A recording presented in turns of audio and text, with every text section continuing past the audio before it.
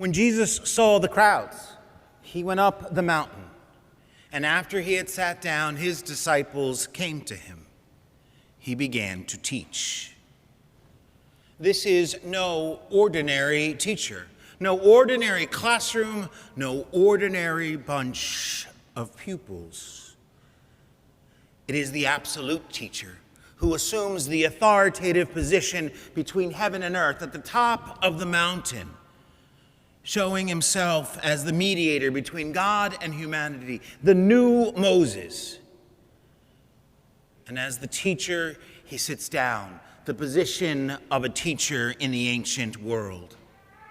And around him, a hierarchy of intimacy is established. Jesus at the center, the very presence of God. Then his disciples as direct recipients of his teaching. And finally, the rest of the anonymous humanity. This same hierarchy is mirrored in the introduction of the apostles that we heard last week. The call of Peter, Andrew, James, and John, followed by the healing of the sick and the press of the crowds. It had begun with very specific vocations, direct calls from Jesus to Peter and Andrew and James and John, who chose, as we hear in our second reading, not the well-born, not the smart, not the wise, not the rich, not the famous, not the powerful. In fact, no known reason to be called, except that Jesus seemed to know their minds and their hearts. And they follow him, responding immediately to his call. Next came the sick and the needy, who offered him their anguish in response to his proclamation of the kingdom. If the kingdom is really here, heal us. There is no suffering in the kingdom. And finally, crowds came from every region, from everywhere, answering not so much a direct call from God as an innate need of human nature to see what's going on, to be attracted, even if only slightly. Devotion, dependence, curiosity, three distinct levels of discipleship. And to those gathered and to this anonymous humanity, Jesus, as Moses did, presents the new Decalogue, the new Ten Commandments to the world. But as we know, Jesus is not only Moses, but also God incarnate, who inscribes the law of his sacred heart, not on stone tablets, but on the hearts of those who listen and allow God to be at work, those who are truly his devoted disciples. You've heard it before. Discipleship is about following Jesus Christ. It's always a journey made up of steps.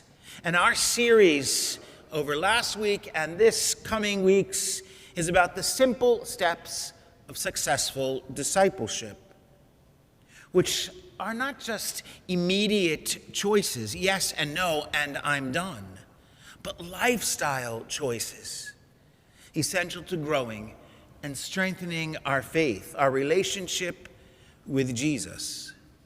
Now let me clarify, these are not obligations. Jesus does not oblige. He does not demand, but invites. Come after me.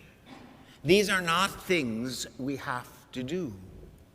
And they are not easy for Peter and Andrew and James and John, for the other apostles, and not easy for us when we answer the call of Jesus Christ. But the closer we are to Christ, the better off we will find ourselves. So to take a step closer, to hear and accept the invitation that Jesus extended, not just to them last week, but to every one of us every week, we need to learn about those steps. STEPS, as I mentioned, is an acronym.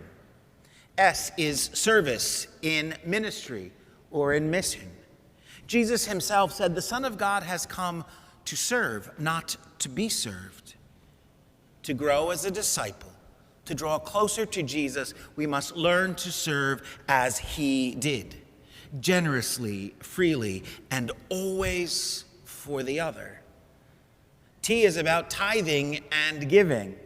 Nothing grows our faith and trust in God more than giving, because money brings security, it brings freedom for us, and giving it away is always a risk. But as Jesus reminds us, a risk always worth taking. E is engage, which is about growing our faith within community. Our faith is personal, but it is not private. It is to be lived out, to be grown in and by our community. And we all need friends who can strengthen us and encourage us in our faith. P is prayer. To grow as a follower of Jesus Christ, we need to spend time with him, to be able to recognize his voice.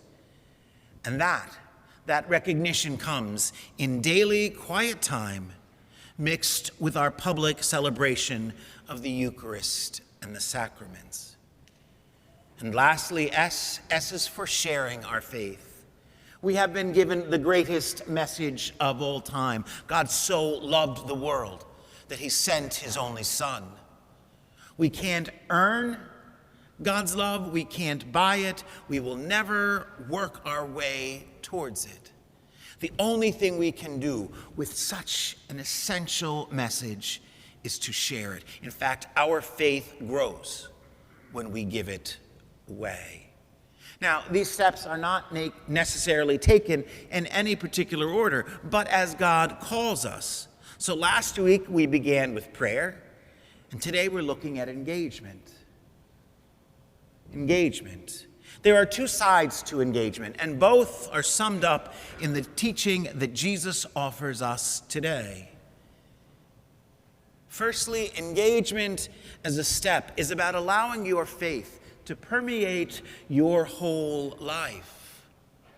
Faith isn't a mere curiosity, as Jesus was for the crowds, nor is it the dependency of those who came looking for something like healing. No, engaging your faith is about being like those early apostles, those who hear God's call, even if that is imperfect and hesitating. But they come to Jesus. They remain with him. They listen to his teachings and seek to follow his example. This is what it means, Jesus says, that even when someone is grieving or suffering or persecuted, to find God, to find and to share God, even in those most difficult situations. The new law is a law of love and service, not simply 10 things to do or to avoid. Sounds great, does it? Even idyllic. But if it remains pie in the sky, if it remains internal, intellectual, ineffective, and inactive, then it's not discipleship. It's not faith. Remaining like this, what we would call faith, is simply a diversion. At worst, it becomes a stick to beat others with. And that's why Jesus gives us the Beatitudes. Because these laws are God's love, written for us to emulate, opportunities to know God better and to serve others more profoundly, more engagingly. The precepts that Jesus shares turn logical expectations upside down. Blessed are the poor, the grieving, the hurting, the persecuted. Blessed. Is God a sadist? Is God simply playing games with us? No. God is not. These are blessings because God uses our suffering, offering opportunities in that suffering to draw us closer to him and to one another. to grow our relationships. Relationships are key. They're key to our physical health, someone to inspire you, to our mental health, emotional health, even our financial health. And what's true for every other area of our lives is also true for our spiritual health, our growth in faith. As long as you're all alone in following Jesus, as long as your faith never goes anywhere else, you cannot be all God is calling you to be. As long as you are alone in your faith, you cannot be who God is calling you to be. Because in keeping it internal and keeping it to ourselves, you are limiting what Jesus can do through you and in you. You are stifling how God can change and transform you to be the great mom or dad, the great husband or wife, the great boss or student that you want to be. God said it right from the very beginning. It is not good for you to be alone. And facing a hostile world, or a world that is often hostile to your faith, can be dangerous, let alone if you seek to do it by yourself. It is not good for us to be alone because God is not alone. God is a community of persons, Father, Son, and Holy Spirit, a community of love, loving one another and glorifying one another for all eternity. This is what engagement is all about. Building a community, not only sharing a single mission, but allowing our faith to penetrate every area of our life, and then seeing in the relationships with those around us, our family, other members of our community, a growth and a support and a challenge to our faith, even as we offer the same for them. It's about engaging with others in the faith community, in mutual care for one another, helping each of us to grow in faith. Engagement brings our community up close and makes it personal for each one of us. It's where everyone can find friendship and fellowship, people who know you and care about you. As the great philosopher once said, it is where everybody knows your name and they're always glad you came. Friends in faith will help you go further, faster in the direction that you want to go, in the direction that Christ calls you. We had a whole series of small groups that are the ideal place for this engagement before COVID introduced a new buzzword to us, Zoom burnout. And so most of the groups, one is still meeting, and they're back to meeting in person. But we're going to restart small. This Lent, we're going to start a small group discussion on prayer using a modest book by Father Jacques Philippe called Time for God.